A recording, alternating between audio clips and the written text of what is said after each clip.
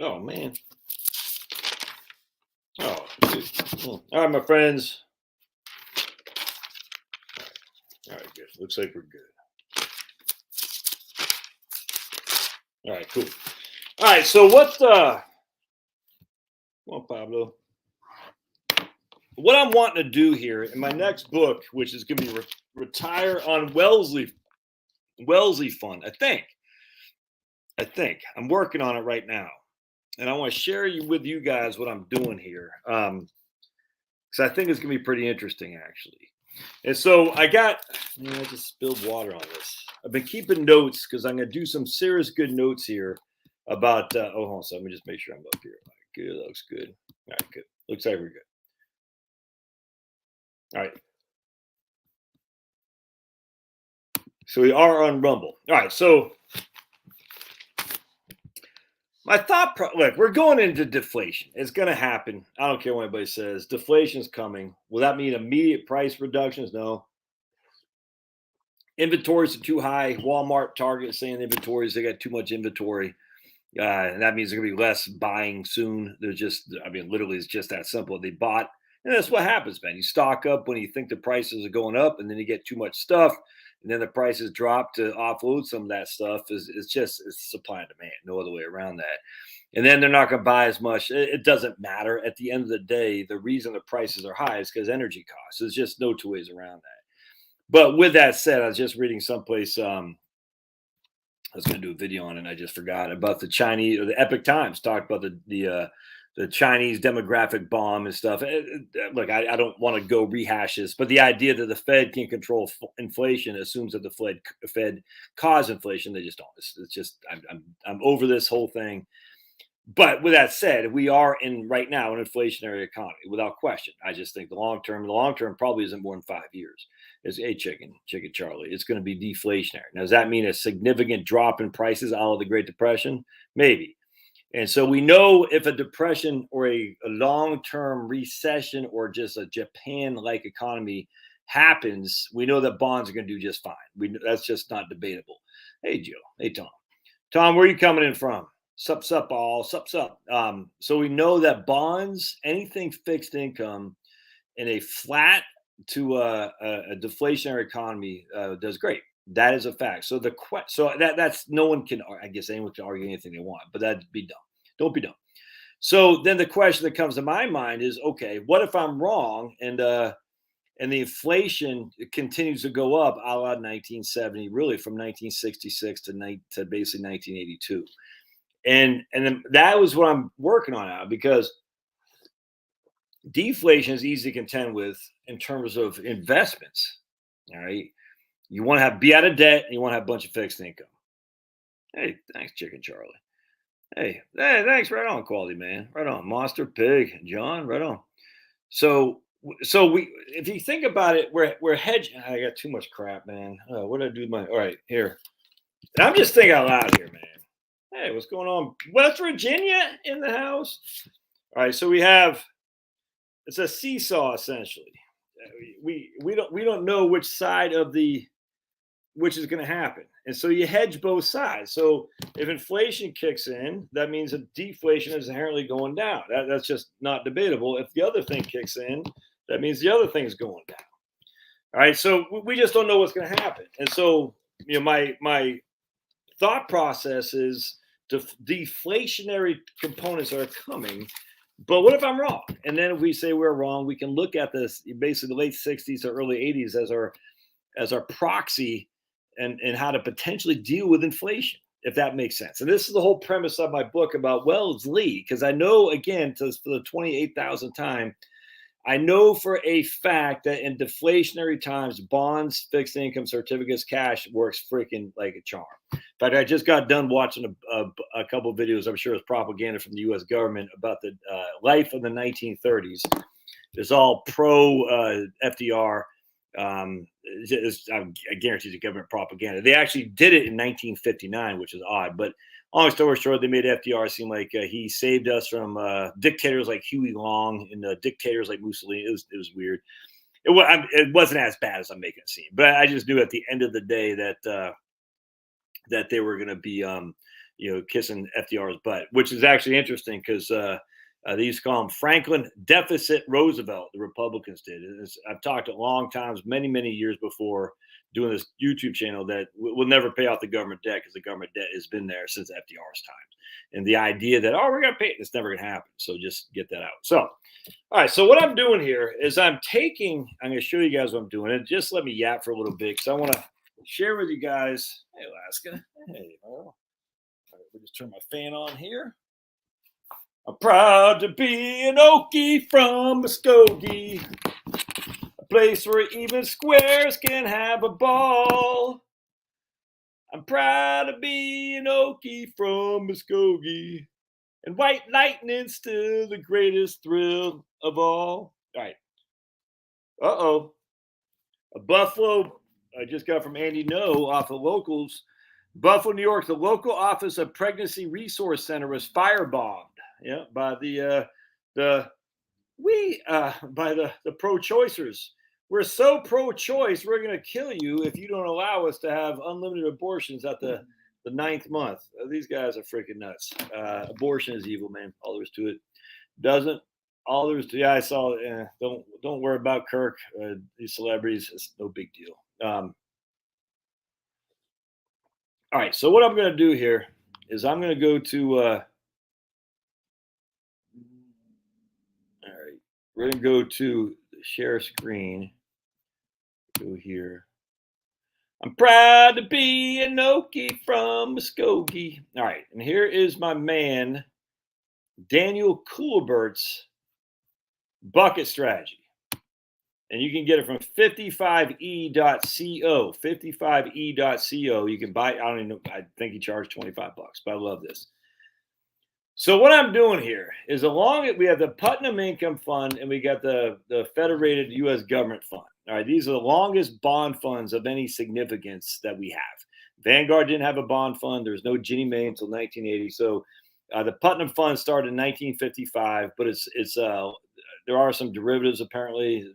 A lot of junk. I don't want to say a lot, but there's junk bonds in there. High yield corporates, junk bonds, things. So it's a very corporate oriented bond fund. And then the Federated is all government bonds. All right. So what I'm doing here is I'm going to go back and obviously Federated only started in when did Federated start? I can't remember. Anyway, so we'll start with Federated here. We're going to do 0. I'm sure I'm talking about. So I asked Dan if he could add these, and he did. So we're going to do Federated. All right. And then we're going to good. So Federated started, and I'm going to show what I'm doing here. Started in 1970. All right. So basically, we missed the 4 years. We missed 4 years from 1966 to 1970, where interest rates were going up a little bit. But you can see, if we go to, this will make sense just a second. I'm going to put the, I'm proud. All right, so you see, I got inflation. So inflation went from 5.7 to 4.4 to 3.2, and then it doubled the next year. And then it basically doubled again. 9.1, 5. So right here, and again, look at this. Literally, it went from 5.7, 3.2 in 1972 to freaking 13.5 in 1980. Then it dropped to 10.3 in 1981, 6.2 in 1982. This is when they all say Paul Volcker whipped inflation now. Well, how come he didn't whip inflation up in here? Now, I forgot the guy's name, who was a Federal Reserve Board chairman before Volcker. I'm just drawing a blank. Arthur Burns, I think. So how come inflation wasn't whipped here? Well, because they were raising interest rates, but it didn't whip inflation because that's not what whips inflation. Anyway, long story short, you can see we went from 3.2 all the way up to 13.5 in a matter of 8 years. Right? Everybody can agree with that. It's a 400% increase in inflation. And if we look at the 10-year Treasury bond here, which we will, proud to be an Okie from Muskogee, we can see the 10-year Treasury bond was, I screwed something up. What did I screw up here, man? I screwed something up. What did I screw up? I screwed something up. 1 second. There we go. 10-year treasuries. Hold on just a second.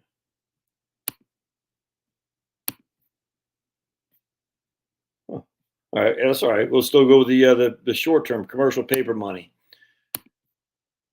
There we go. So we're going to show you the short term rates. So it went from 3.8. This is the 1 month, the 30-day bills. All right, to 3.8 to 6.9 to 8 to 7.2 to 10. Again, inflation wasn't whipped yet. Huh? What's up with that? Why wasn't inflation whipped then?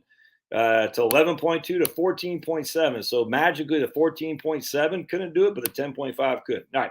Anyway, the whole thing's silly. But I just want to share with you guys, we had significant increases in interest rates during the 70s. I don't think anyone would dispute that. And we also had significant increases with inflation. All right. I hope that makes sense. So my thought process is, what if we took $100,000 and we just put it all in the government bond fund? Just this is my premise here. And I said, what if we did? And I just literally, I'm going to go back. We do 4,000 a year, a 4% rule, right? We're going to do inflation adjusted. When did we run out of money? We ran out of money in year 30 here. We did 4% a year and nothing but bond funds during the highest inflationary times we've ever seen in the United States, the 70s and early 80s. And we never ran out of money. Well, we ran after 30 years, but you're dead by then. Isn't that interesting? Huh. It's pretty interesting. So then I said five, and then we say 5,000. 5% when we run out of money after year 21. Huh. That's inflation adjusted. So even with 5,000 a year, a 5% adjusted with inflation, if we go down here, we took $5,200 the first year, 55, 6,000 after year 4, 7,000 after year 6, freaking 10,000 after year 9. You can see where I'm going here, right? Everybody sees where I'm going here. And I'm not seeing the comments right now, so just bear with me just a second. And yet we still had money for 21 years. Isn't that interesting? Huh. Then I said, what if we just did 7,000 a year? We didn't adjust it for inflation. We just did fixed. We never ran out of money. Isn't that interesting? So 7,000 a year. All right. That's a lot higher than 4% on the first couple of years, I grant you. So 7,000 a year, we never ran out of money. And you say, well, yeah, Josh, because before the 4%, by the time, so let's go back to, all right, so just so an FYI, here we are in 1980. The 7,000 is what we're taking out. All right, 7,000 a portfolio of 78,000 of $88,000. So just bear with me just a second. So 7,000, 1980. If we did 4,000 and we did it adjusted for inflation, how much would we be taking out in 1980? $8,900. So about 2,000 more. But how much have we taken out in the interim while we're young and dumb and full of piss and vinegar? We took 7,000, 7,000, 7. See what I'm saying? Hope that makes sense. So now I'm saying, okay, that's interesting. So what if we did 8,000 a year? We ran out of money in year 35. Well, we're well dead by then. So remember, we took out 8,000 a year, and in 1980, we would have been taking out 9,000 with an adjustment for inflation. So basically, we had the first 10 years of retirement we didn't get caught up to without inflation adjustment until year 10, essentially. If we took 4% a year out, adjusted for, or 5% a year, whatever we did, 4% a year adjusted for inflation. Isn't that interesting? I think it is. Huh. So that's pretty interesting. So I'm like, okay, so that's when inflation was running high, but interest rates were running hot too. So we're able to generate higher interest rates and returns relative to inflation, or not relative to inflation, but the higher inflation, we also had high bond returns to keep up, essentially, if that makes sense. Now we got knocked around a couple of years, not much. Look at that. 1994, 1999 even wasn't down. Isn't that interesting?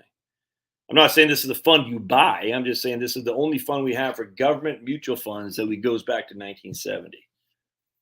So I started saying, okay, what if we started in 1995? All right, so and there's a reason. So basically, I'm pretty comfortable saying if you had all your money in bonds and high inflationary times, and you still took out a significant amount of money each and every year on the front 10 years of your retirement, you did just fine. No two ways around it. Now, where you live like a freaking king when you're 84 years old? No. But again, if you look at my model that says most people's spending goes down as they retire, who gives a crap? You know what I'm saying? I mean, you weren't living like a king, but you weren't living like a pauper either. And he might have been living like king. I don't know. Anyway, the point being is, so I said that's pretty interesting. So we're able to basically have no risk at all in our portfolio because government bonds are guaranteed. We're able to spend a boatload of money in the front end of retirement during high inflationary times with interest rates going up when bonds are going to get killed. These are government bonds too, AAA rated. It can't be more safe than government bonds. Primarily, it's mortgage-backed securities, Ginnie Mae essentially. So I said, okay, well that's pretty good. Now I said, okay, well, so what if we started, let's say 2000, because 2000 we had low inflation. Because remember, bonds, everyone thinks bonds gets killed in high inflation, but low inflation. All right, low inflation 2000, 2021. That's just a fact, Jack. So now we ran out of money in low inflationary times in the year 2021. Isn't that interesting? Because we weren't getting enough interest rate, even though our inflation was low, the interest rates are so much lower, we weren't getting enough to keep. That's with an 8% fixed. Huh. So let's go to 5,000, inflation adjusted. And here we haven't run out of money yet. All right, so we're never run out of money. I hope you guys are following this. But we only got 32,000 left in our portfolio. So we will run out of money here in about 3 years. So 5,000 in low inflationary times runs out of money basically 23 years. 5,000 in high inflationary times, adjusted for inflation, ran out of money in 21 years. So low inflation, high inflation, if you're taking inflation adjustment out, you run out of money within 20 to 25 years. So then you say, okay, 4,500. We haven't run out of money yet here at 4,500. We're sitting on 51,000 year 23. So we're looking pretty good there. We should be good before we die. We should still have enough money by the time we die. Pretty interesting, huh? So I said, okay, what if we did 7,000 a year fixed? And we say we never ran out of money. 7,000 a year fixed. Now we're going to run out of money in 2 years. So again, that'll be 23 years. But it's interesting because what's happening here is we're showing that the inflationary times for bond funds, at least government bond funds, weren't nearly as destructive as what I and everyone else believes. They just weren't, man. It's the exact opposite. It was a low interest rate, low inflationary times that were harder on the bond portfolio side than was high inflationary times. And that's just government debt. So now I said, okay, let's look at the PIMCO, the Putnam one, because Putnam was, again, more corporate bonds and stuff, a little bit more risky. And now, but this also goes back to 1955, if memory serves. Yeah, right there.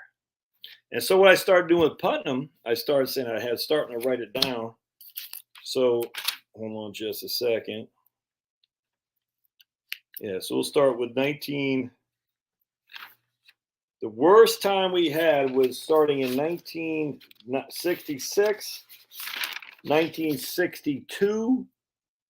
We'll start 1962 to give you an example. All right. So 1962. And this is the longest fund of any, that has any money that I have out there. I'm not saying you should buy this fund. I'm just saying it's the one that has the longest time. So now what we're going to do is we're going to take, what did I do? 1962. I took 7,000 a year fixed. We ran out of money in year 34. All right. I said, well, that's pretty good, man. So by the time that's in 1962. And again, if we look, we can see here's inflation, low, but it's growing 1%. That's 30 basis points higher, 60 basis points higher. That's 60% higher than it was in 1962. Doubling. Holy crap. A quadrupling. Look at that. Inflation is going up from right there. Does that happen to coincide with Vietnam and Medicare? Probably. In the war on poverty of LBJ, that clown? Probably. So look, you can see we're going from inflationary time from 1962 is the last real year of low inflation. And yet even then, which means that high inflation, high interest rates, we still ran out of money 34 years later. And I said, okay, what if we did 8,000 fixed? We ran out of money in 21 years. So that's still pretty good. 7,500. We ran out of money in 26 years. So you'll probably be dead before you ran out of money. That's a $7,500 a month fixed in a high inflationary time with high interest rates when bonds are supposed to get killed. Pretty interesting. So I said, okay, what if we did 5,000 a year adjusted for inflation. So we're going to take inflation amount each and every year. We ran out of, so it's a 5% in the highest inflationary times and nothing but a bond fund. We still ran out of money in year 23. That means we had money adjusted for inflation, the worst inflationary times from 1962 to 1984. All bonds, no stocks. That seems pretty good if you ask me. And so, okay, well, if we did 4,500, all bonds, we ran out of money in year 27. That's adjusted for inflation. Doesn't that kind of change perspective? We have two bond funds that go back long enough to give some gauge of what survivability was in high inflation. I found that interesting. I find it very interesting because that changes everything in my opinion. So then I said, okay, well, let's go into a low interest rate with Putnam. And I went into so just to give an example, I've already run these numbers. I did 1966 with 7,000 a year fixed starting in 1966. The money lasted 28 years.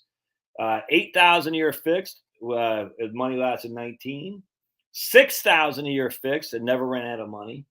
5% a year adjusted for inflation. We ran out of money in 18 years. What's the likelihood you're going to live 18 years? No.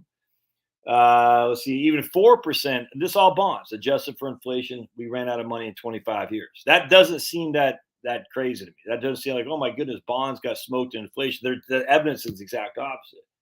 I did 1969, 7,000 a year fixed. We didn't run out of money until year 26. I can't see what that says. 4,000 in 1969 was bad for adjusted for inflation. From 1969 to we ran out of adjusted for inflation. We ran out of money in 22 years at 4%.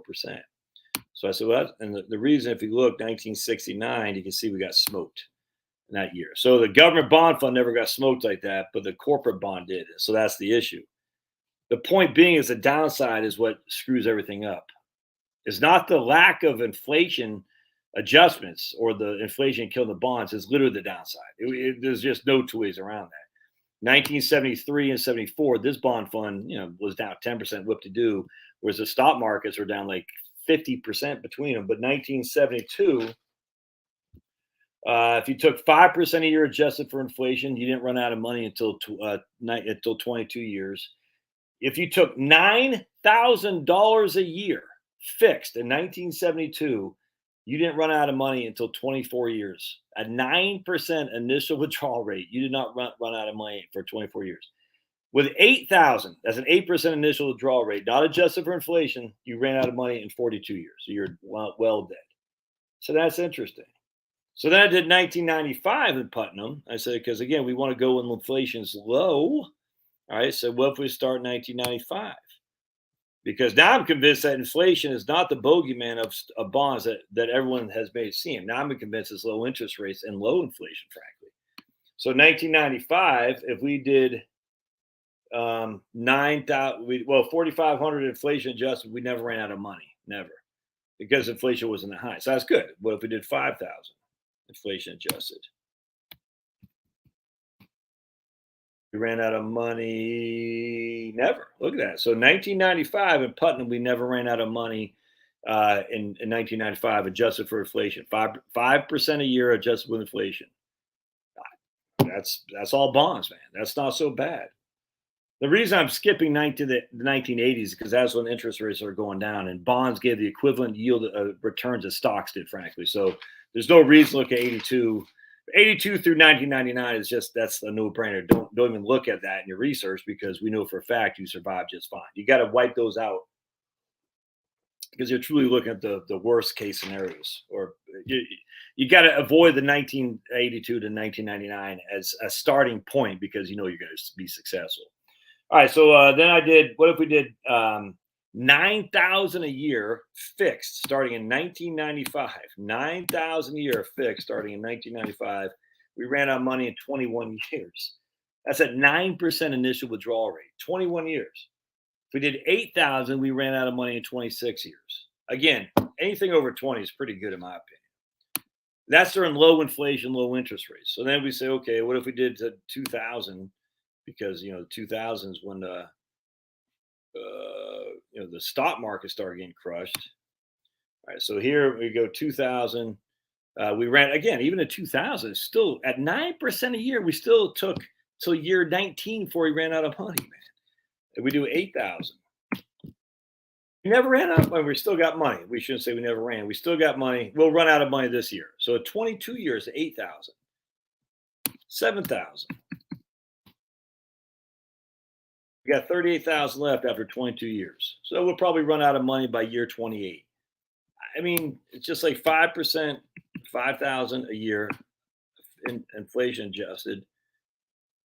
We got 62,000 left. So we're at 5% a year adjusted for inflation. We never run out of money, and that's starting in year 2000. Isn't that interesting? All right, so then I said, okay, that's interesting to me. So let's say now I want to look at Wellesley, and I love Wellesley Fund, but the facts are the stocks are what hurt more than the bonds, and I'm stunned by that, to be honest. So Wellesley Fund goes back to 1970. All right, so we're going to come back here to Wellesley Fund. And we're going to go to 1971 as the first full year. All right, then we're going to go to 5,000 a year adjusted for inflation. We didn't run out of money until year 43. So that's a very good starting point. I like that. Now, I don't have 1966, though, unfortunately. I wish I had the 60s. We don't have the 60s, so that makes it tough. So because we don't have the 60s, we're going to look at Wellington. And we're going to see Wellington ran out of money starting in we want to start in 1960. Let's start in 1962. Right here, ran out of money in 20 years at 5%. That's not. I don't like that, man. And we go 4%, ran out of money in 26 years. So a lot more.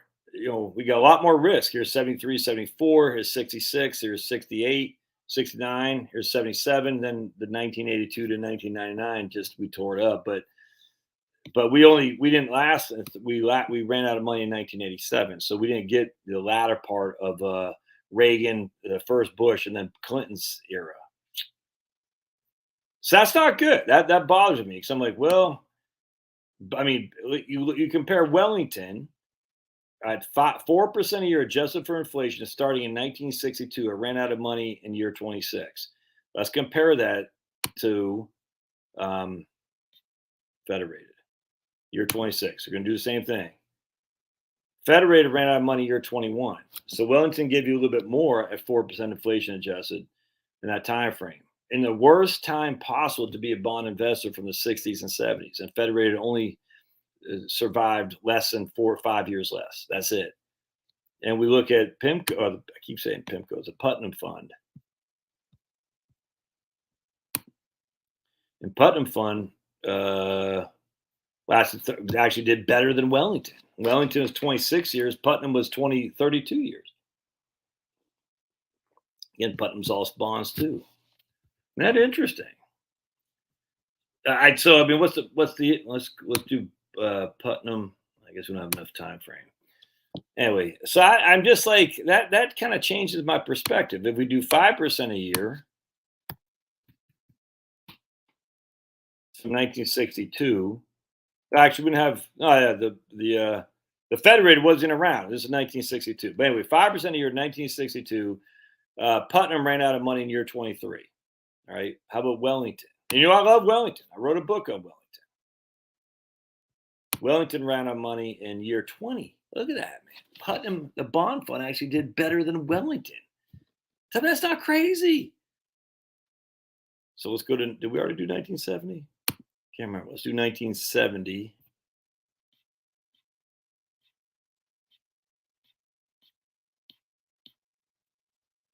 And 5% a year. Wellington ran out of money in year 23. 5% a year inflation adjusted. Putnam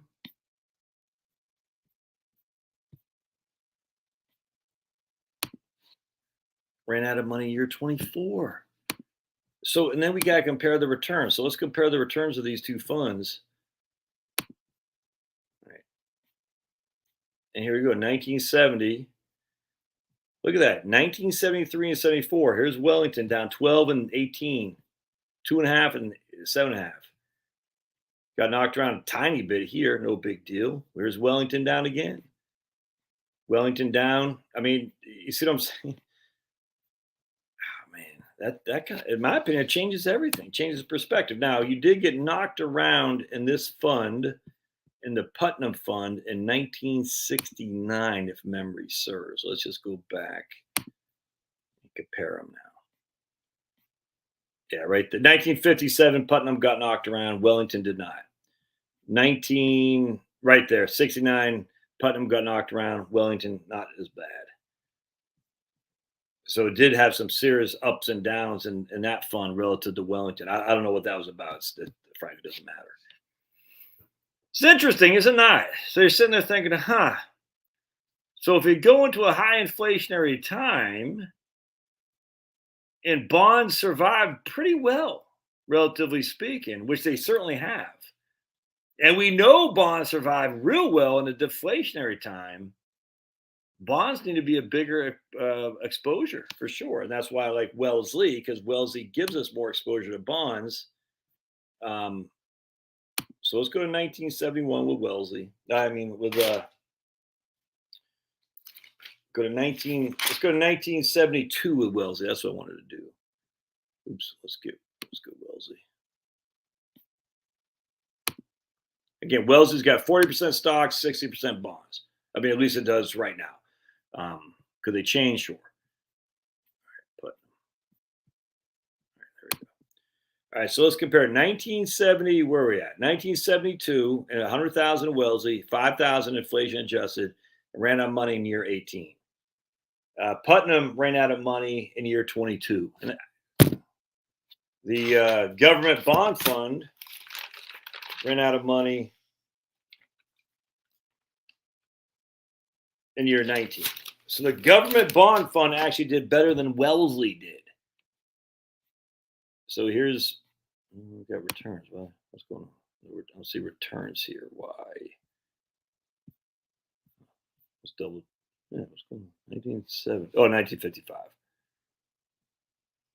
Well, 1 second. There we go. What happened there? So I screwed something up? I think I did. All right, so there we go. I screwed something up. So 5% a year inflate. What the hell is going on here? Okay, 5% a year. Wellesley, inflation adjusted. Wellesley ran out of money year 43. Okay, good. That's good. And 1970, actually, I want to start 1972. I want to do right there. All right, good. So Putnam in 1972, 5% a year adjusted for inflation. Let's make sure we got this right. There we go. Sweet. 1970. Yeah. Okay. Ran out of money in year 35, where Putnam ran out of money in year 22. Okay, good. So I don't know what I was looking at before, but that's all right. All right, good. And then the government bond fund ran out of money in year 19. All right, so Wellesley did better in 1972 than those guys. That's interesting. So let's again compare to Wellington, though. It's where more stocks are. Wellington, 5% a year adjusted for inflation, ran out of money in year 24.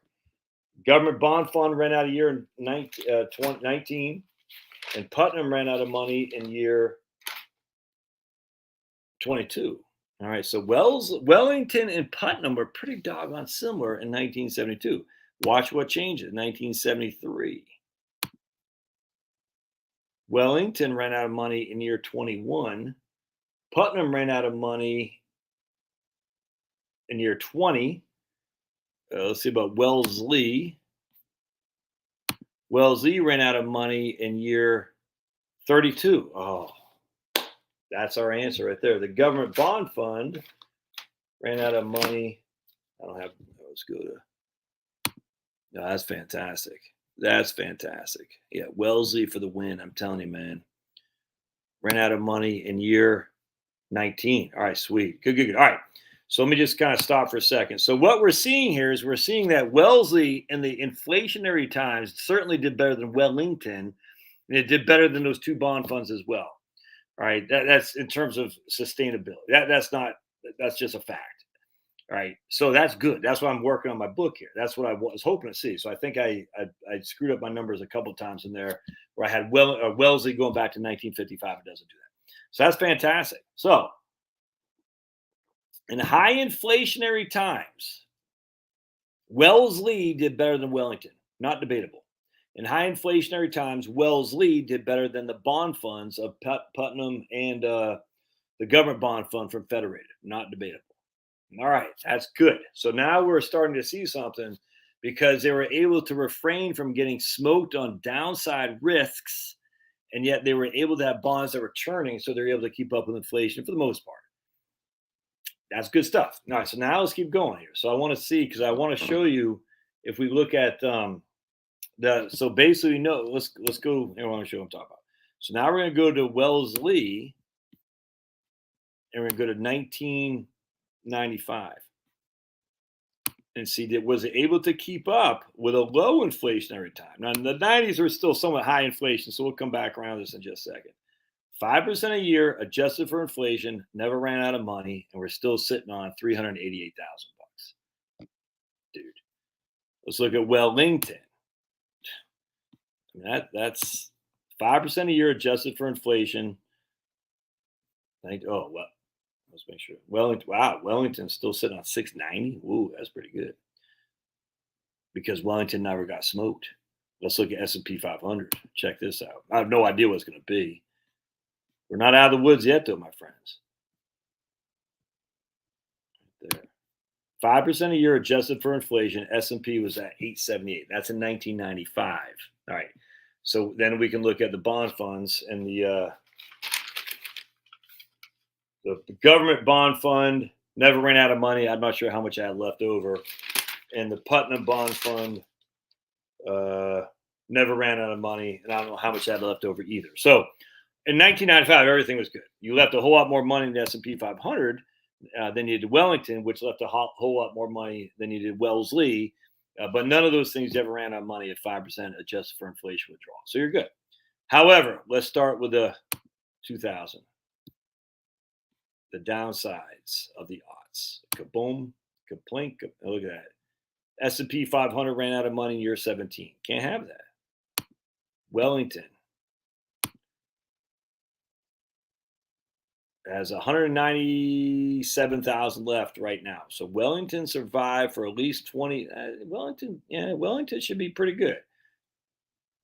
Has how much left? 197. Wellington should be good. So Wellington from 2000 to today, Wellington has survived nicely. That's good to see. That makes me very, very comfortable. Wellesley is same thing. Wellesley is right at Wellington, basically the same. So that's good. All right, good. I like that.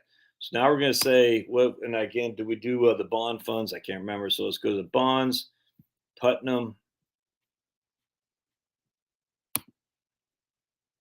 Putnam still's got 124,000 in there at a 5% inflation adjusted withdrawal rate in a low interest rate environment. That's good. Federated got 30. So you're going to run out of money with the government bonds. That's pretty good. All right, sweet. So now I want to go try something else, though. I want to try with Wellesley. I want to try taking $8,000 a year, but not adjusted for inflation, fixed. Never ran out of money. Still got 85,000 in there, fixed at $8,000 a year. If you had an inflation adjusted and you had 5%, you need to look at, oh man, you guys see this? Do you guys see this? All right, so look, total withdrawn at 5,000 a year adjusted for inflation, you'd withdraw $145,000. If you did 8,000 a year, not adjusted for inflation, just made a fix, you withdrew $176,000. You're still left with $85,000 left over. You're gonna be fine. That's in Wellesley. You withdrew 30,000, something like that, more, and it took you till this year, till 2021 or last year, before you broke even with inflation adjustment. Man, that's crazy. Wellington.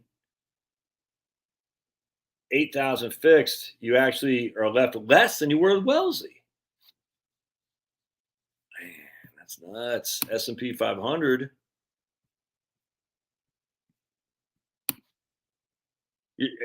8,000 fixed, you ran out of money. You ran out of money after year 11. Huh.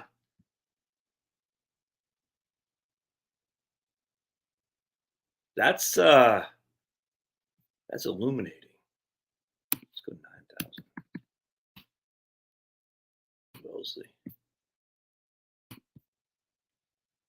Wellesley, you took, I mean, look at that, 9,000 a year. You left, you're gonna run out of money in 4 years, but you lasted 22 years, man.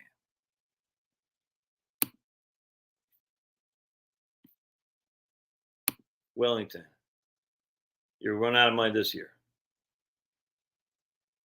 That's a 9,000 a year.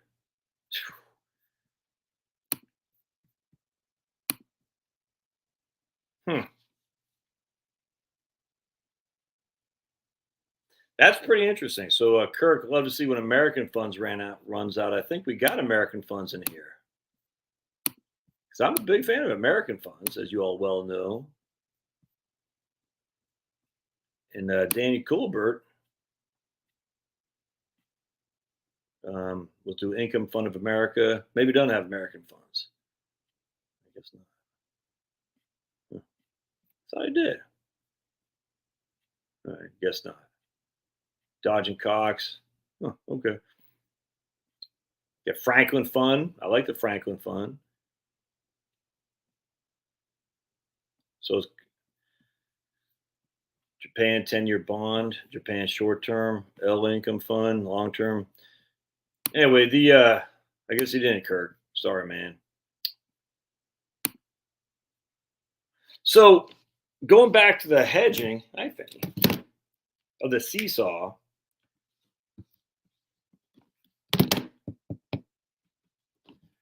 we got the counter thing. So if inflation was going up in the 70s, the bonds held their own without question. I mean, look, it's just not debatable. We know that for a fact. The stocks hold their own, sure, but the issue is that when you're retired, I'm telling you, it's the big hit. You got to avoid that, man. You got to avoid a big decline.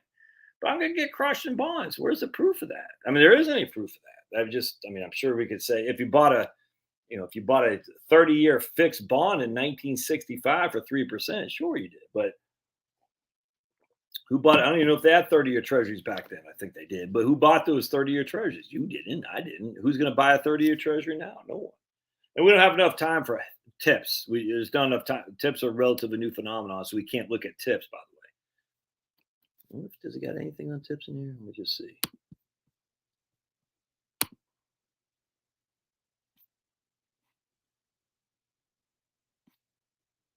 I'm just seeing if he's got anything on tips in here.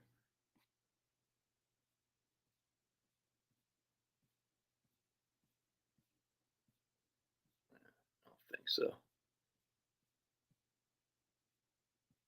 Tips. Yes, we do. Sweet. Oh, cool. All right. And it goes, oh, all right. So tips. All right. So he does. So let me share this with you. He does have tips. All right. Cool. Man. Now, let's kind of change your paradigm. I don't know if that's the right word. It does for me.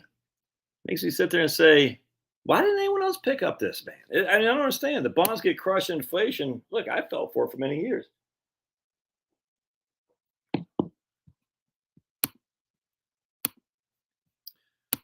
So here we got tips, and this is not going to be worth much because we only go back to 1998. But we'll still run out of. We'll still look at that. Let's see here. So tips.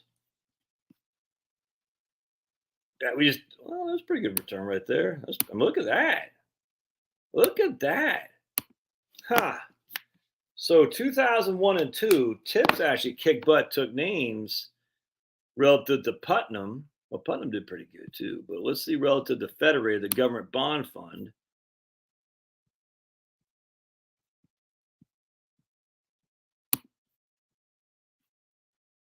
Yeah, tips did real well. I mean, the government bond fund did pretty well too, especially compared to SP 500. That's interesting. Tips got knocked around in 2013. That's interesting. That is interesting to me. Tips might be the redhead stepchild. Not anymore, but 3 years ago or 4 years ago, I did a video on tips, and I liked them. I was a big fan, but it just didn't have enough track record. VIPSX, I think. All right. Anyway, so let's take 5,000 a year adjusted for inflation off of tips. See where we shake out at here. Yeah, look at that.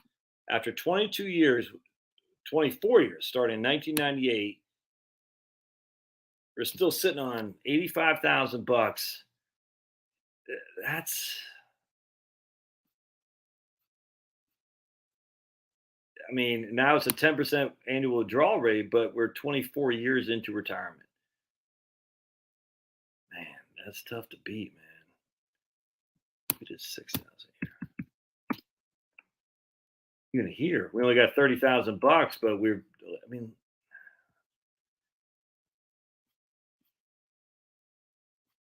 tips are, I tell you, man, that's, I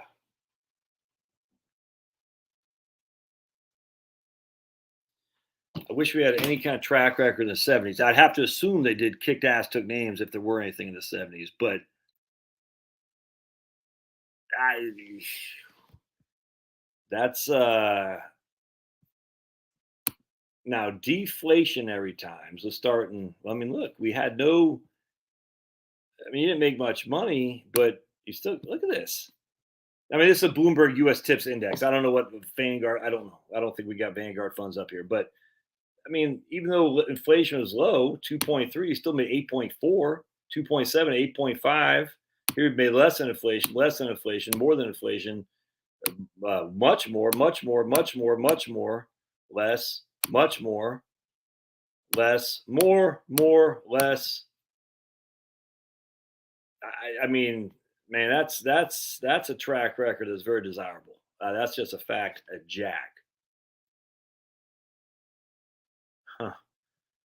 Let's try something else here real quick. Let me just stop this real fast. Let's go to,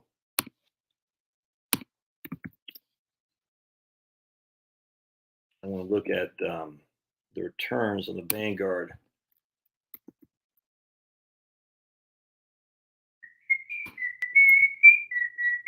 Oh, by the way, if you guys have emailed me and you haven't heard back, check your spam. I was working, trying to.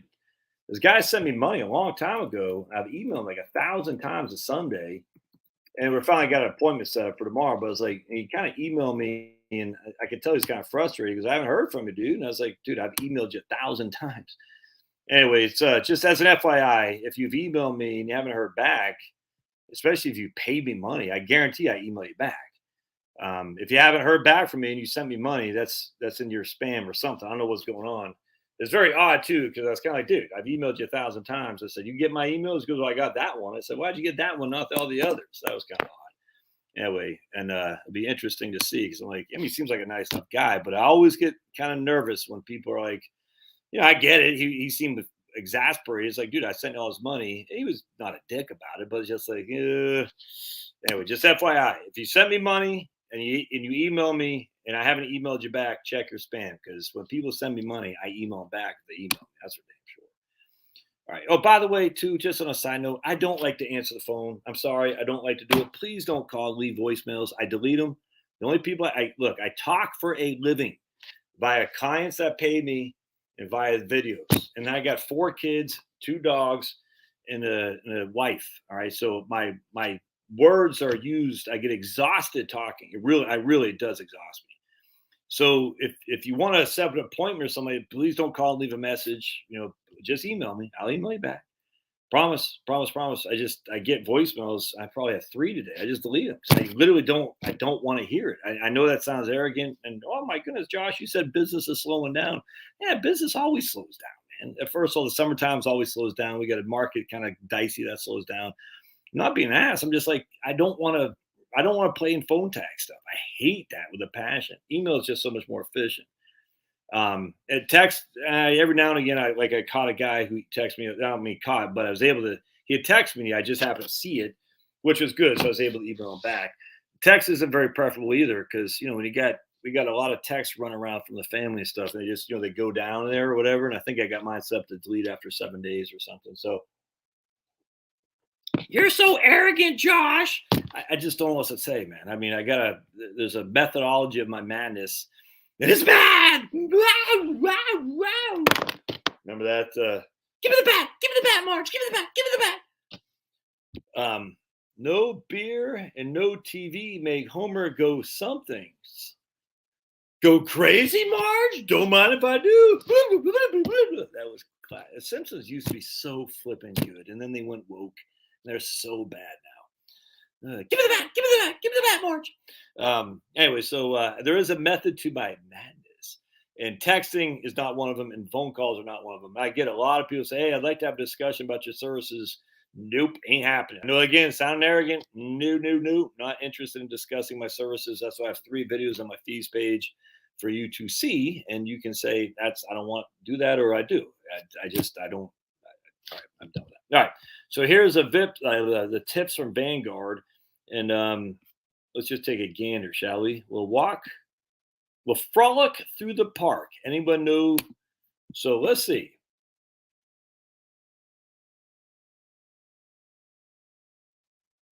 Anyone know? We won't call you. Talk to your wifey and Pablo too. Elbow bump shoulder. Someone erased a number I posted. What? I don't know what to talk about. Or did someone say about my number? Yeah, don't post my number. I'm not sure what Brian's saying. All right. So anyway, so who does so anyone heard a band that has an album called Frolic Through the Park? Frolic Through the Park. Anybody know that? Anyway, point being is let's frolic through the park, shall we? And we're going to look at the Vanguard stuff here. Oh, Dan says you can. All right, sweet. Dan says it should pull the returns from Vanguard automatically. Oh, no way. Oh, you can also enter a ticker. Dude.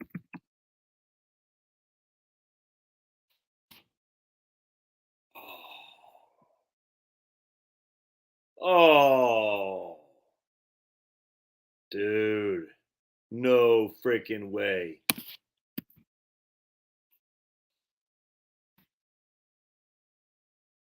There's American funds right there. AIVSX. Look, holy crap. Dude, Dan, did you all see that, my man Dan? You see what he did? He just, dude. Oh, man. What? Denise? How in God's name do you know Death Angel? That's freaking crazy. If Denise knows Death Angel, we are living in a weird realm. That is, I know Denise is from Wisconsin. Those Wisconsinites are kind of odd. I get it. If Eric's here, he'll know. He'll confirm that because Wisconsinites are kind of crazy. That's nuts. Yeah, Death Angel. They're like an Asian metal band out of South San Francisco from the late '80s, early '90s. Oh, such a great band, Death Angel. Love those guys. Right. Yeah, I don't, Barry. I just use what Dan's got. Dan makes it easy for me. Big fan, long time, first time. I mean, just literally, I have done Google Sheets. I try to create my own stuff, and then I just somehow Dan and I connected. I don't know why, where, or how, but I was like, dude, this guy's got it going on. Why reinvent the wheel? Of course, I like CCR. In fact, I just saw that John Fogerty has he had a big falling out with those guys at CCR, but apparently he's got an album from about 5 years ago. I saw on Amazon, actually, Amazon Music, whatever, with John Fogerty sings all these good songs with other guys, other bands and stuff. It was actually pretty cool. They screwed up royally. It really ticked me off, Kim. They screwed up. Wrote a song for everyone. Wrote a song for truth. Why can't I find this stuff when I'm needing to find it? I couldn't even talk to you. Got myself arrested. Held me up in jail. Hold on a second. Where's the freaking right there? I don't want Amazon. Yeah, I do. No, I was on. It wasn't Amazon. It was on. Yeah, you got it, Kim. It is on John Fogerty. man. I just look. I can't. All right. Anyway, so John Fogerty's got a song, an album out with, John Fogerty full album. Anyway, I can't. I don't know what the album's called. With the guy who posed, a guy named Gunter Meyer. John Fogerty full album right here. Wrote a song for everyone, I guess is the name of the song. Okay. They got Fortunate Son. Lodi. They screwed up Lodi. That's what pisses me off, man. Lodi was such a good song, and they screwed it up on this updated version. But some of the songs are pretty good. Someday. Did you know that John Fogerty, apparently someday never comes? Apparently his dad left when he was young. He's like, Dad, what the hell? He goes, someday you understand. Then it turns out John Fogerty did the same to his own kid. Not good, man. Not good. Love freaking Creedence, Kim. Oh, such a huge. When I was a little bit of baby, my mama used to rock me in the cradle. Yeah, where's Harry? They didn't do that much, though, those guys. Apparently, I didn't realize that John Fogerty was also did a lot of stuff solo. I mean, I knew he did solo, but apparently he did a lot of. I got to catch up on his playlist because I didn't really follow John Fogerty that much, and apparently he's got some real good stuff. Well, I don't know apparently, but I've heard a lot of real good folksy Americana rock, which I like because I hate that freaking. I hate Nashville. Hate it with a passion. I hate the fake rock from the late 80s, early 90s. I just want to jump off a bridge after slitting my wrist into a freaking a pond of starving great white sharks and electric eels. That's how bad that stuff is. But anyway, but apparently John Fogerty did some Americana stuff, which I guess we talked about country music last time, didn't we?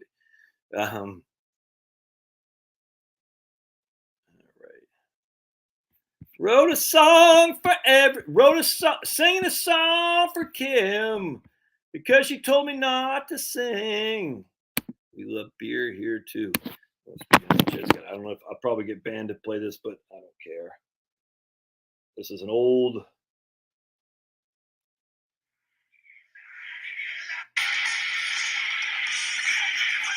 That's an old Boston band, Gangrene, Alcohol. Oh my goodness, that's from the early 80s. Can't live without it. Alcohol.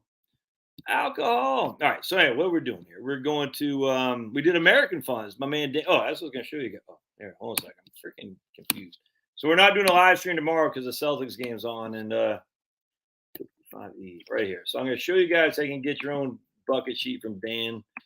Dan the spreadsheet man. Right there, 55. And I don't look, Dan. Dan doesn't say Josh sell. What's the thing? Go to my link at 55e.co/Josh for 50% off for today only. I hate that crap. I know there's some good guys doing it, but I hate that. And I don't get paid from Dan. Dan doesn't make a ton of money on this stuff. He's just doing it because apparently Dan has this labor of love with spreadsheets. Why? I don't know, but he's weird like that. Anyway, so here's the bucket strategy right there. And this thing is freaking ass kicking. And $25, man. $25. Yeah, everything I'm doing right now, you can do for $25. It's freaking nuts, man. Once I receive your payment, I'll send you the Google spreadsheet link for you to make a copy of your Google Drive account. The spreadsheet will not work with Excel. Right on.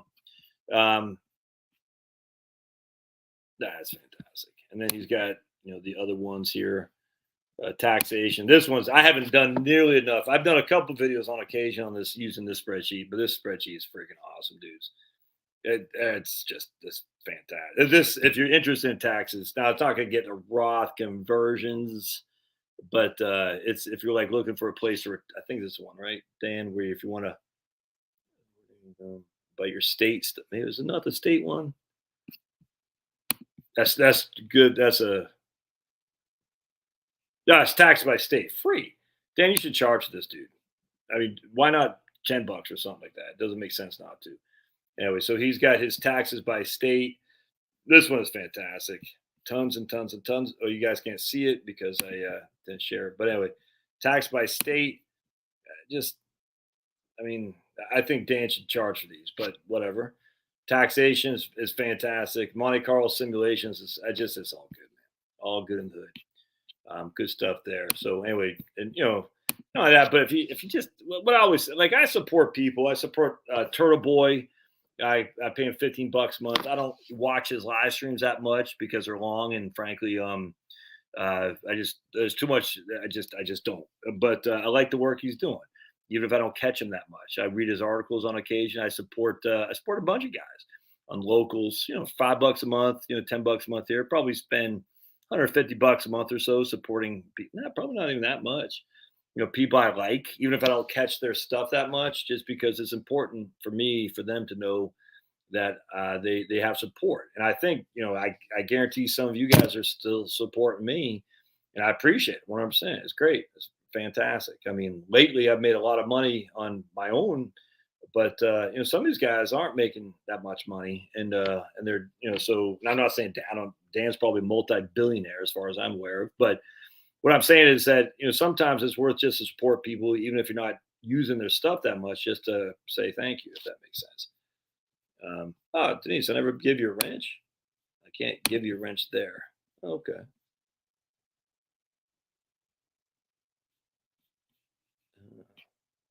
Yeah, I love me some Turtle Boy, 100%, man.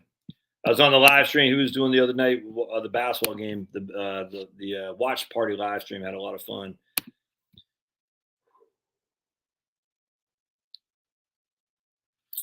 You all seeing this right here? All right, Kim, I'm gonna find to give you, not Kim, Denise. I'm gonna give you the wrench. The reason I don't give because I'm not even on YouTube when I do this anymore. It's on StreamYards, and StreamYards they don't give you the wrench. So let me. Can't live without it. Alcohol. Now, I don't drink, as you know. But it's a good song nonetheless. No doubt about it. There we go. Can't live without it. Alcohol. We're gonna drink, and there's another band from California called Verbal Abuse, and they 6 pack of butt wait six. Oh, there we go. Something about Budweiser sitting on the table, handful of Bailey, ready to drink. I can't remember. How do I give you? I forgot how to make moderators. I don't know how to do it. How do I make moderators? Huh. Well, I guess I can't. I don't know how to. Oh, I'm not logged in. I bet I'm not logged in. Hold on just a second. Oh yeah, I gotta be logged in. If you got the beer, we got the time. If you got the Coke, give me a line. I don't like drugs, but I think it's a fun song. Good song to drink to if you're drinking. Hold on just a second. No doubt about it. Can't live without it. Alcohol. Oh boy. Got it. All right. So how can we?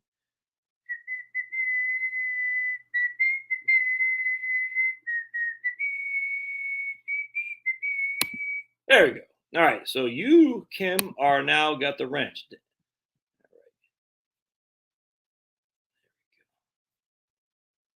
I was not a Headbangers Ball. I was never an MTV fan. First, we didn't have cable for the longest time, but second of all, MTV was all. Oops, 1 second. I never liked Headbangers Ball. I remember I used to like the rap thing they did, Yo Freddy Raps or whatever it's called. That was back in the late '80s when I was up in Fort Drum, New York. I just remember because we only had cable in the one area room there, and if memory serves, Headbangers Ball came on at like a midnight or 1 or something like that. They never played the metal I like. They always play the stupid metal. I think they got heavier in the early '90s, but they always play the dumb metal. I'm just stupid. Twisted Sister, I guess. What's the other stuff? It's like, oh. MTV, oh, look at Kurt Cobain playing acoustic guitar. It's like, oh gosh. All right.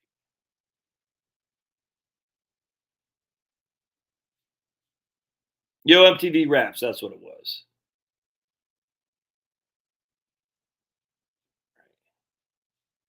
Kim's going to try to rent out 2 rims to our traveling RN. Yeah, why not? Why not? I drink. Yeah, there. Oh, George Thorogood. Yes, sir. Jake, I got George Thorogood on my thing here too, of course.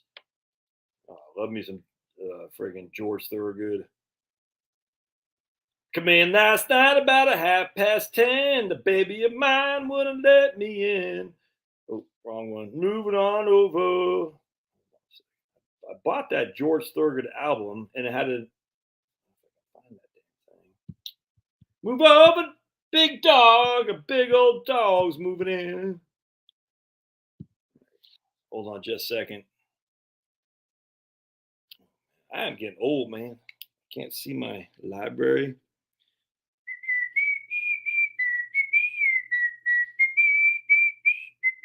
Where's that? All right. But there's a song from the George Thorogood album that I got from this. I think is his first or second one. Um, that was.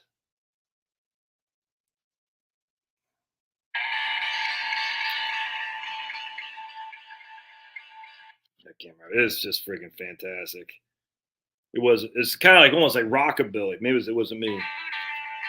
Yeah, it was. I'll probably get banned, but that's okay. It's like rockabilly, man. How do people not love that? I just, I mean, it's Chuck Berry, right from Chuck Berry, but still, I mean, man. Oh yeah, that's good stuff. That's good stuff. Who the hell is Aaron Watson? Why do I have a download of a guy called Aaron Watson? I don't know who that is. Okay. All right. What else we got on here? We got Dr. Oh, was that guy? Nah, it was like Freddie Fab or some Fab Five Freddy. Speaking of which, Fab Five Freddy, did you know that the blonde, whatever her name was, Richie or something like that, the blonde chick from Blondie? You know what I'm talking about. The freaking Blondie lady. Who the hell was that, man? Anyway, apparently she did like one of the first rap songs ever. And she said Fab Five Freddy or something like that. Isn't that crazy? Denise? Isn't her name Denise? Denise? Debbie Harry, that's what it was. Yeah, there's Harry, right on. Debbie Harry, yeah. Woo, Nelly, that's one smoking hot lady, that's for sure. All right. Dougie B. Fresh is in the house. All right. I got one bourbon, one scotch, one beer. My dad took me to see it. Wasn't Howlin' Wolf is an old blues guy in DC one time, and he did that because obviously George Thorogood didn't come up with that initial song, and he did that a version of it in some blues bar we saw in 1985 or 86. It wasn't who the hell was that? Ah, man, I forgot. But anyway, it was freaking fantastic because it's like this, old black blues guy, and it wasn't Howlin' Wolf. I forgot. Anyway, it was freaking. You're just sitting. I was a 15-year-old young punk. Always loved the blues. Always loved rock and roll music. Always loved that stuff. And seeing this guy just, oh man, it was. Who the hell was that? I forgot. Anyway. All right. So what we're talking? Oh, we're talking about tips. So let's go back to tips there. Yeah. I hope is my man Michael Schellenberger going to win the Republican nomination? Oh, by the way, Blondie. Did do not make me raisin. No. That's sacrilegious. Do not want raisins in my chocolate chip cookies. They will go immediately to the trash. That's freaking pure evil, Kim. I appreciate homemade chocolate chip cookies with oatmeals. I would more than appreciate them. I'd gobble them up like there's no tomorrow. Raisins are friggin' disgusting. I think it was Rapture Brian. No one should eat raisins with chocolate chip and oatmeal cookies. That is freaking disgusting. If I catch anyone doing that, they're being banned because that's freaking nasty. Oh, raisins. Why would anyone do that to such the thing of beauty? Chocolate chip cookies and oatmeal. Why would you ruin it with raisins? Oh, ugh, disgusting. Oh, Pat Benatar. See, that's what I'm saying, man. Pat Benatar was fantastic until the early 80s. Then they all went Foreigner, Pat Benatar, Joan Jett. Actually, Joan Jett still pretty good. Pat Benatar was until the Foreigner. Hell, Judas Priest. They were all freaking fantastic until something happened in the 80s. Maybe it's Ronald Reagan elect. I don't know. But something happened. All these hard rocking bands in the 70s, freaking Boston. I mean, they just, oh, Sticks. What happened? Rush. Ay, ay, ay. You'd be lucky to get the back rent. You'd be lucky. Do not put raises in there. I'm telling you, don't do it. Nope. I think it was Rapture. Yeah, right on. All right. I don't have a CD player anymore, Harry. And don't forget the Kinks. Everyone overlooks the Kinks. The Kinks are fantastic, man. Are you a J? Is JD a girl or boy? She's a lady. She's a lady. They went pop 100%, Roy. 100%. That's what I'm saying. It's like it was so bad.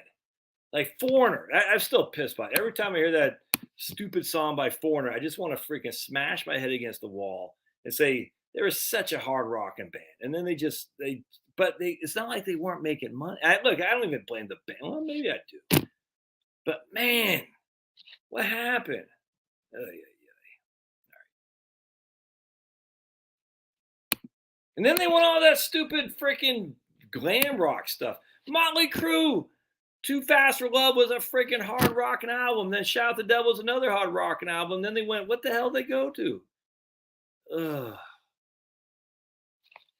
So the big three in the UK, of course, are Led Zeppelin, The Who, and the Kinks. Don't even bring those other two bands that need not to be named here. They had nothing on Led Zeppelin, The Who, and the Kinks. Literally, Led Zeppelin, The Who, and the Kinks. We could, obviously, we could add Cream to the mix there, 100% Cream, the Yardbirds. I don't disagree there. The big three, Led Zeppelin, The Who, and the Kinks. All these other two bands, everyone's like, wow, they're so great. No, they suck. Everybody knows they suck. Worst bands ever.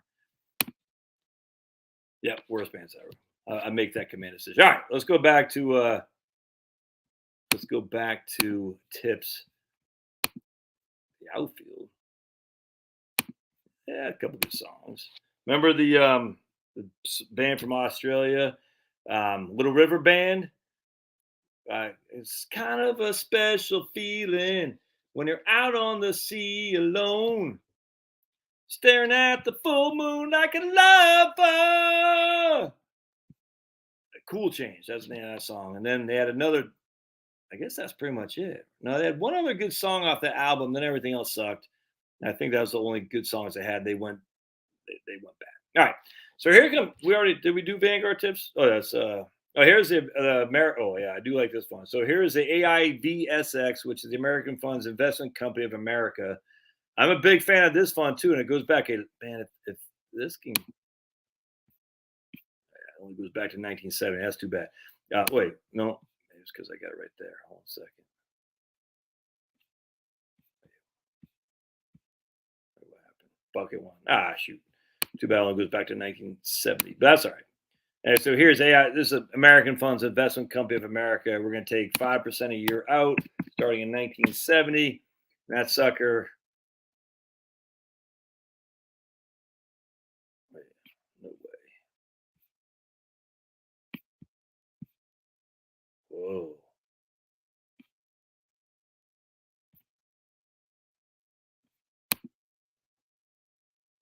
Is that right? Whoa. Whoa. Wow. All right, hold on a second. I come in last night about 10:30. That baby of mine. Oof. Whoa.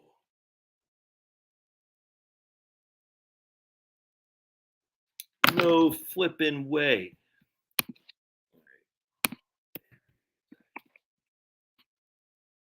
I can't. Hold on a second. S&P 500. Moving on over. Rocking on. Something's wrong here.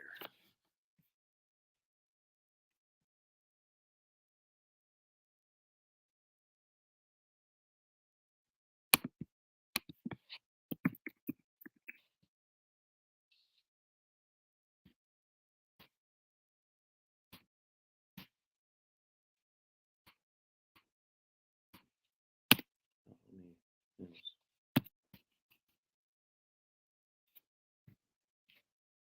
am I doing? Why is it not taking the ticker? Hold on a second. Move over, little dog. A big old dog is moving in. I'm not taking the ticker.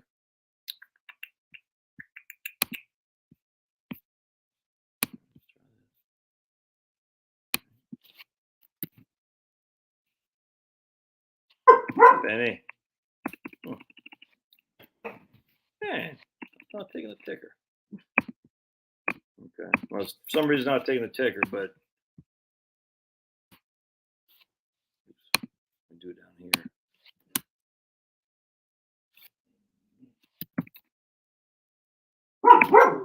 I'm not taking the ticker. Oh, Daniel's gonna type something here. Listen to me, dog, before you start to whine. That side yours, this side mine. Pablo, where are you? Let's see here. Dan's saying something. No raisins. Nope, nope, nope. Yeah, anyway, so what ticker? AIVSX. AIVSX. It was on there a second ago, and then it won't take any tickers now, Dan. That's weird. Because it said it had like $1 million left, and I said, I can't possibly be it. But it had the right. It had its American Income, American Funds Investment Company of America. It had it all right. It just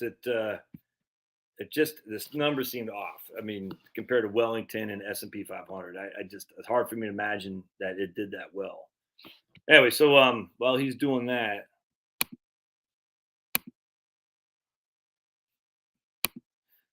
so we don't have a whole lot of history with tips. That's the drawback.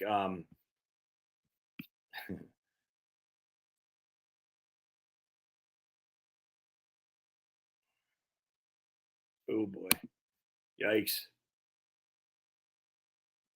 Jill said, or Denise says, got a girlfriend from the West Coast checking in. Don't want her to call the police to do a wellness check on me again. Yikes! Yeah, me too, Jake. I tell you, it's funny. I dabbled in guitar a little bit. I don't have enough patience, but hey, what's going on, Rex? I tell you though, man, I just freaking always got music in my head. Always have. It's crazy, man. It's weird. Like some people just, I don't get it, man. I don't get it. Some people just like they don't listen to good music and they just they have it on the background noise. I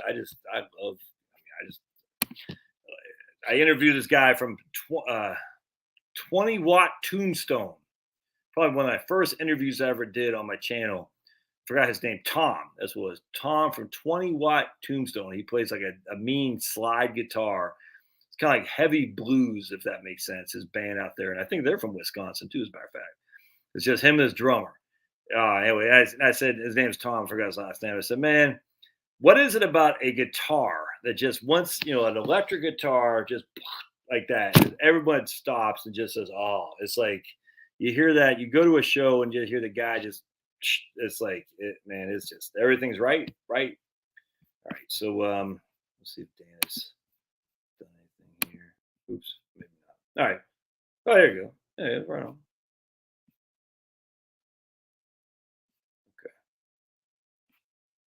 That can't possibly be though, Dan. There's no way that this.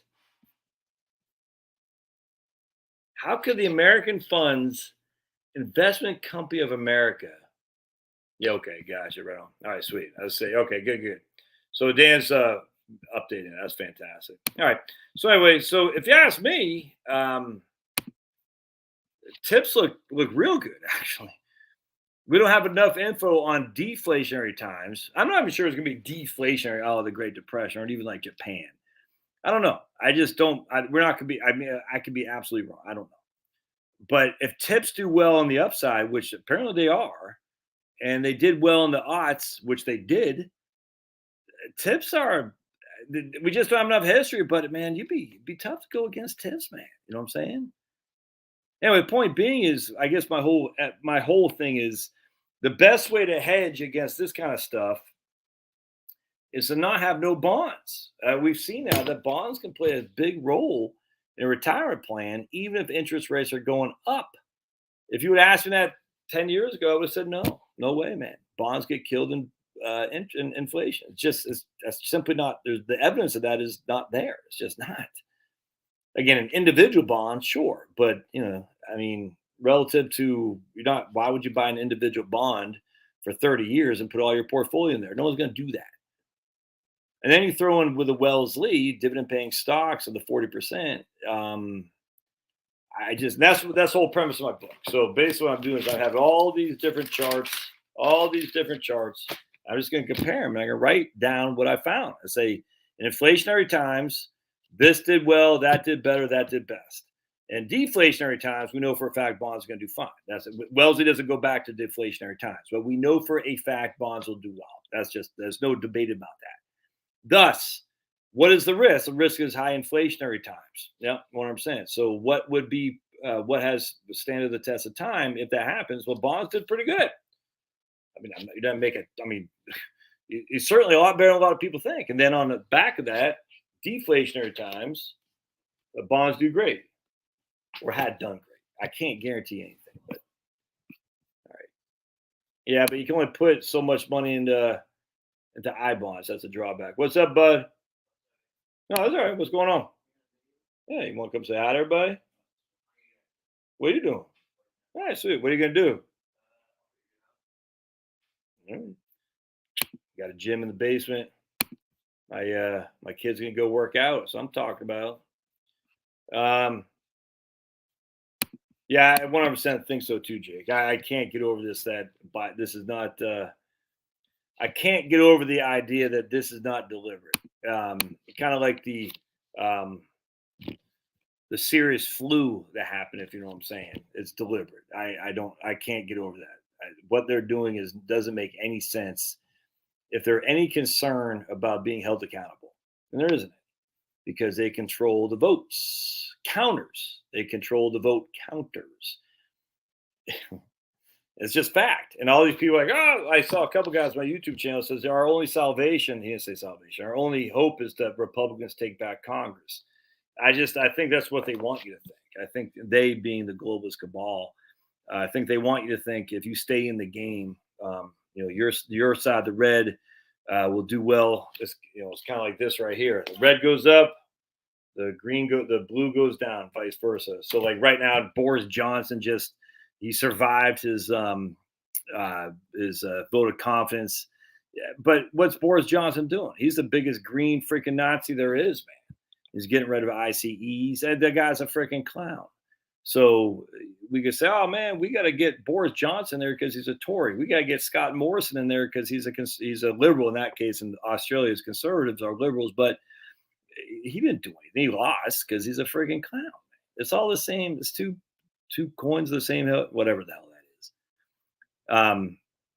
Yeah, 100%. The whole scheme maybe to destroy America. I don't even think it's to destroy America per se, because it's always going to be in America.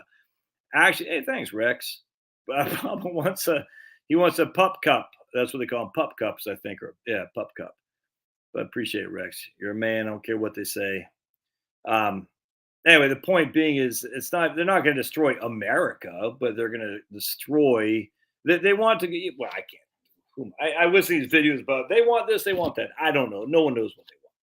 However, I could easily see they want the fiefdoms. They don't like you flying with them, me flying with them. They like. I mean, they it's the ruling class and the plebes. It's just all there is to it, man.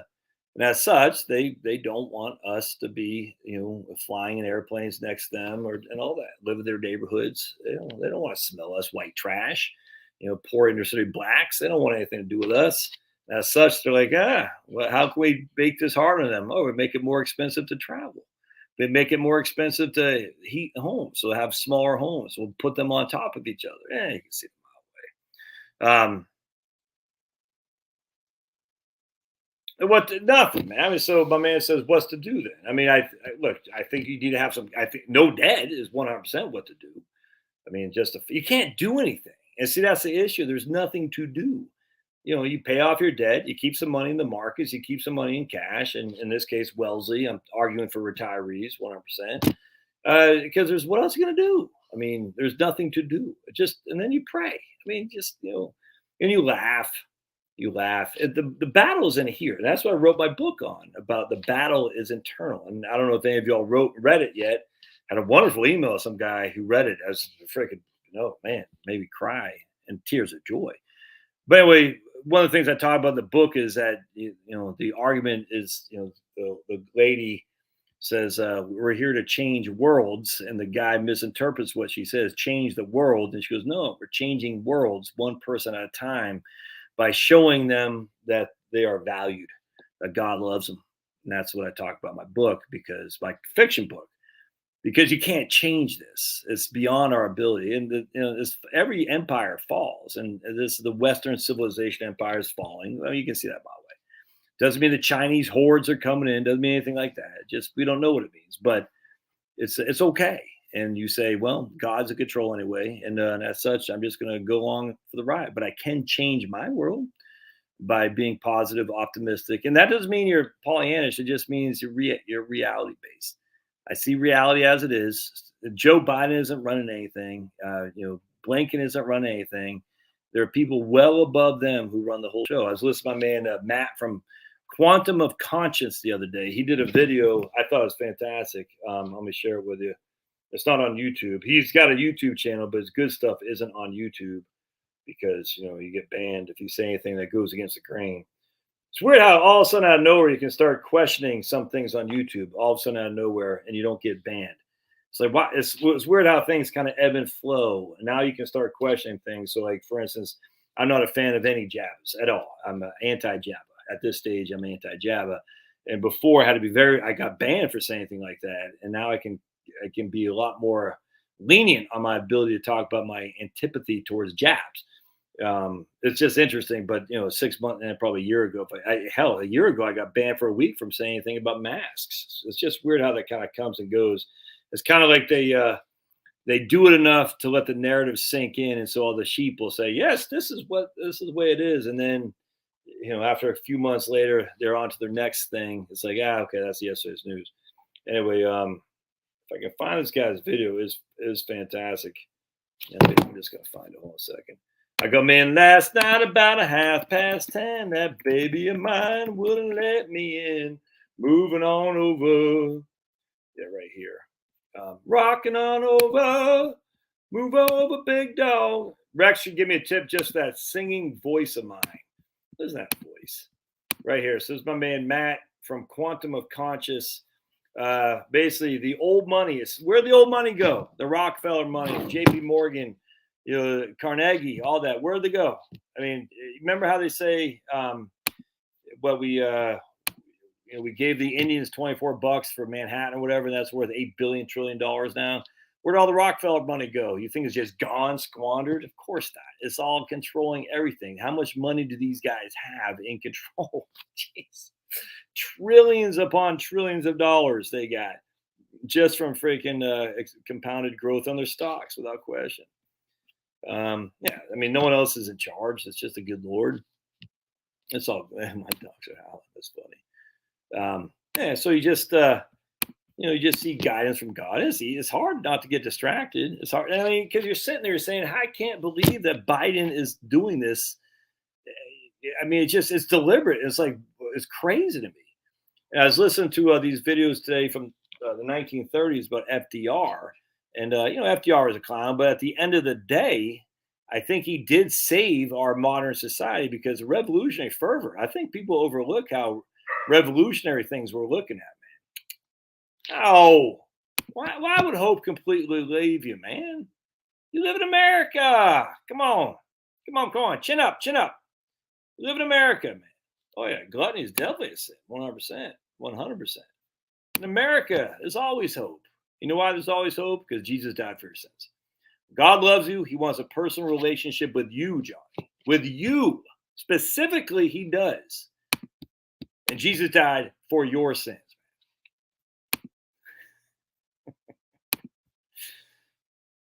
Oh, yeah. But I mean, when Biden, it's just he lies about everything. All these guys, they all lie, and it's just this. God has a plan. Yeah, I don't. Yeah, I just think at the end of the day, don't give up hope. That's what they want. They want you to not have any hope. But hope springs eternal in your brain. And heating oils, ooh, in Pennsylvania, heating oils over $5. I got bad feeling this winter. I always say that. I cannot believe the level of stupidity about the green stuff. I can't. I'm just stunned. I just think this winter is gonna be tough. I really, really do. But I hope I'm wrong. But I just you can't. We're not going to use heat pumps. Can I get away with heat pumps down here? Probably. But but what happens when the electricity goes? When there's no electricity? This is what people don't understand. They act as if the electricity grid is because of solar and wind is as reliable as not. And when there's no electricity, your heat pump doesn't work. Your heat pump doesn't work if there's no electricity. You might have a generator that runs on natural gas or gasoline. That's great. But if the gasoline, how many freaking gallons of gas you have in there? If it's a 5,000 watt generator, I mean that's a drawback about generators. You're running a 5,000 watt, even if your old load is only 1,200 watts. You're still running a 5,000 watt generator. That's why you need inverter generators, by the way. Like the Hondas, the Yamahas, and stuff, because you can run smaller than a 5,000 watt generator. I mean, think about it. If you're taking gasoline, your generator is 5,000, and you're only plugging in a couple refrigerators, you're only running 1,500 watts, maybe 2,000. So where's the extra? What's all happening with the extra 3,000 watts? Is not being used? Of course it is. 100%. This is. Well, I don't get why people don't understand this. Yeah, there you go. Jake lives in Western Mass, man. So he's wood. I'm telling you, man.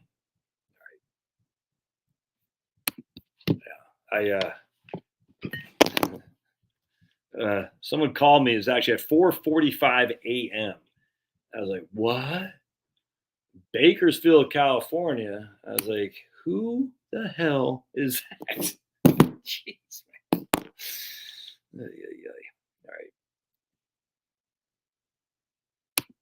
All right. This is what I don't understand, Johnny. I don't understand why some people hear and other people don't. I don't know what God's mission is. I don't know. And this actually is this guy and I who read my book. We've been emailing about each other. I said, I don't know, because he literally got, as I did too. He heard it.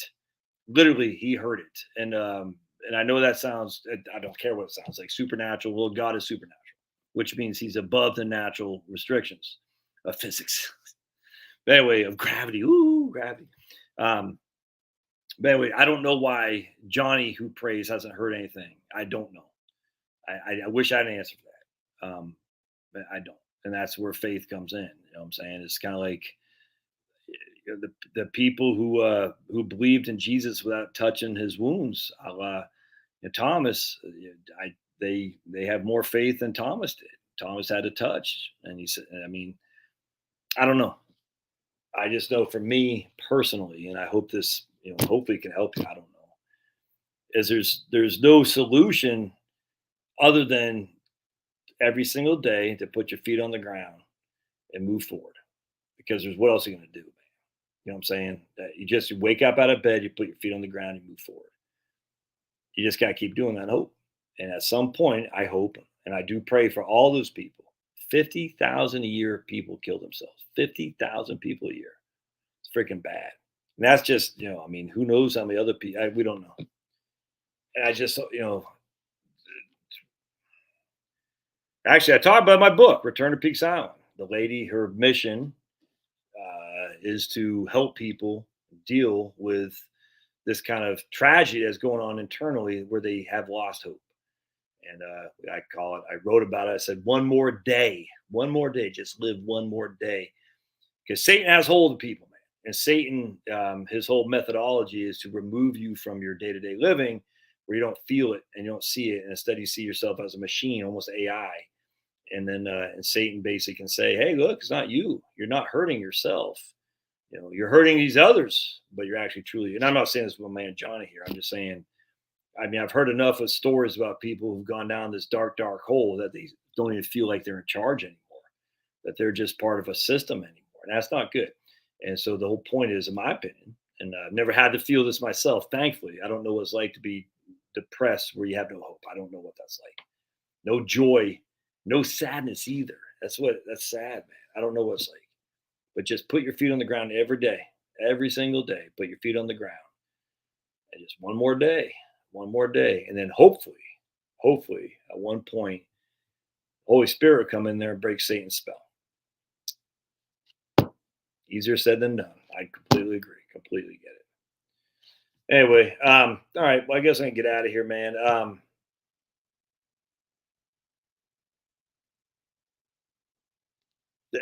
Kim, um,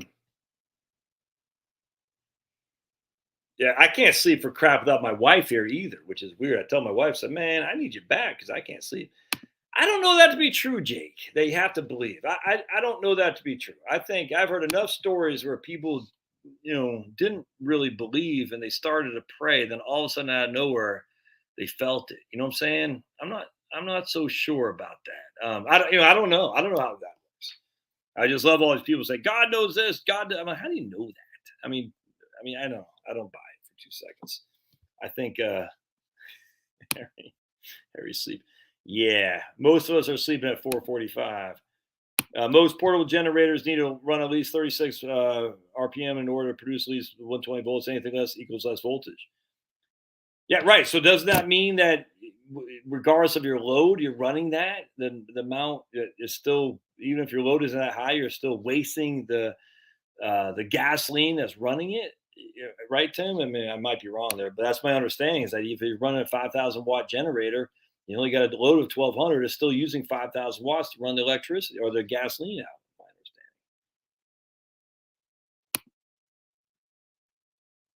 understanding.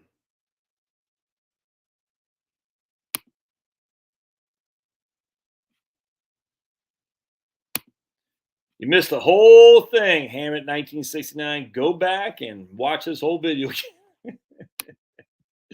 You missed it.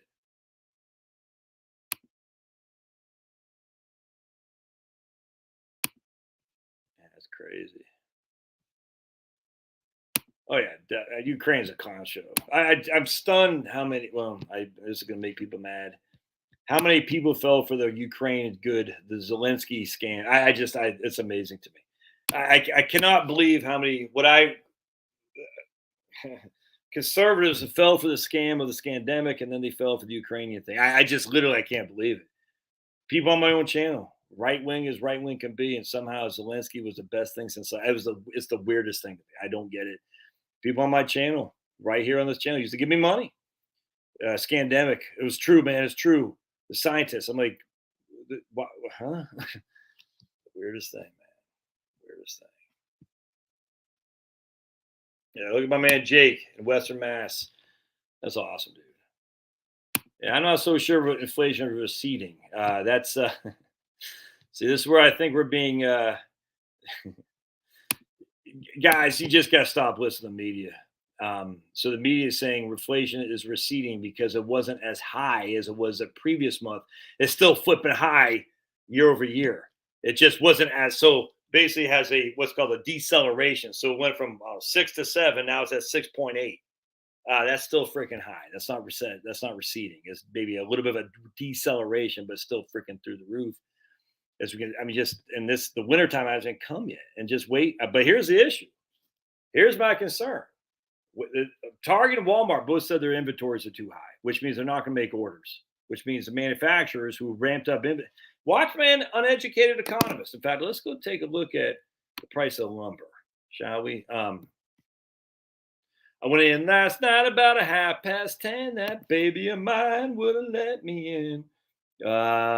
Lumber. Let's go to trading economics of lumber. What's the I mean, uneducated economist was saying that lumber was back to 600 for I forgot what they're All right, so here we go. Yeah, so let me show you guys something. And I love Simon over at Uneducated Economist, and you should watch his channel because he works in a lumber yard and he sees it with his own eyes. But he also understands that inflation isn't because of the monetary system. It's just not. So anyway, here's the price of lumber for 1,000 boards. That what is 1,000 board feet. I don't know the first thing about lumber. I know 6x6, 2x4s, and 2x6s, and 4x4s. That's it. So now look at that. Now we're down to less than 600. Look at that. That's deflationary right there. Why? If you want to take a guess, has that something to do with the Fed raising interest rates? No, it doesn't have to do with that. It's because they had too much inventory. This is what my man said. And if I'm putting words, he's been on here a couple times. If I'm putting words in his mouth, I apologize. But they ramped up production because when prices go high, they like to sell it for more. It's no different than the oil. When prices are high, they drill for more oil. When prices are low, they don't drill for more oil. It's just that supply and demand. Anyway, so now the prices are high. They're ramping up inventory to meet the demand. Now they got too much inventory. Too much inventory. Same things happen at Walmart. Y'all can see that. Same things happen at Walmart. Same things happen at Target. They got too much inventory.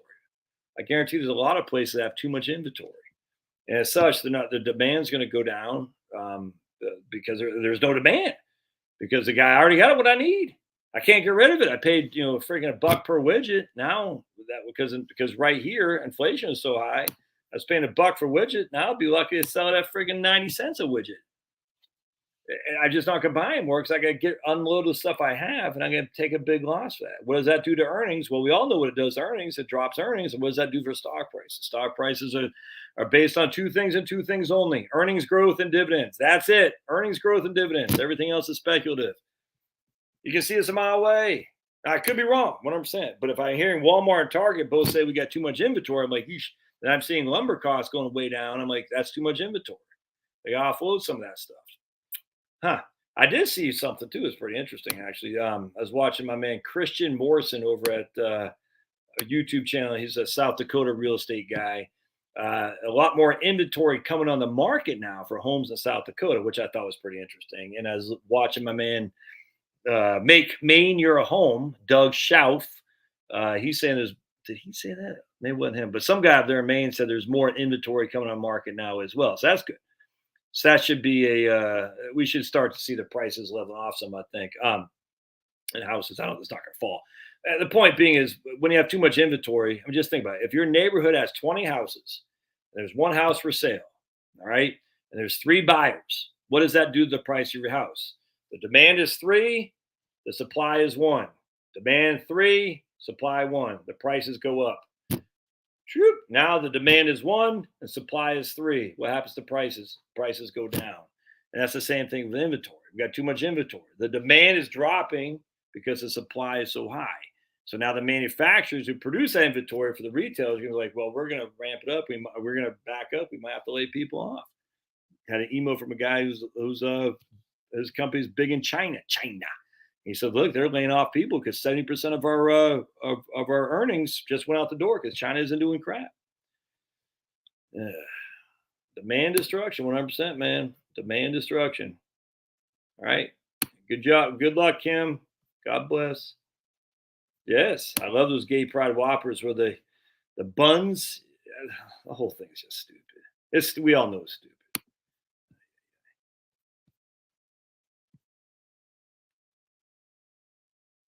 Yeah, now we have a lot of overstock, exactly. And so what that's going to do, of course, is going to ramp. It's just not going to be as much demand, not going to be as much turnover of product, right?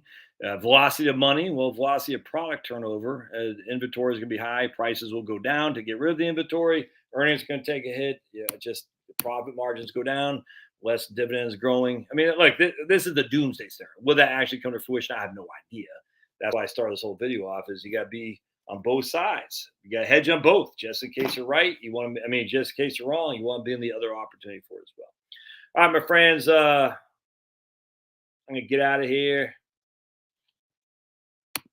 Idaho and Tennessee have a huge housing inventory. Really?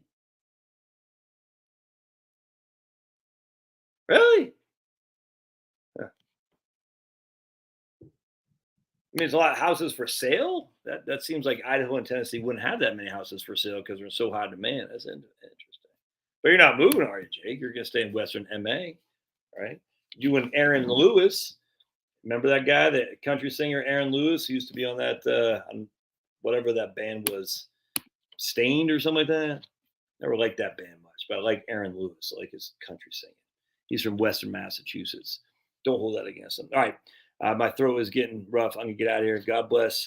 See you on the other side. Don't call me at 4:45. And don't send me chocolate chip raisin cookies. That's sacrilegious, my friends. Oatmeal chocolate chip cookies. It's like perfection.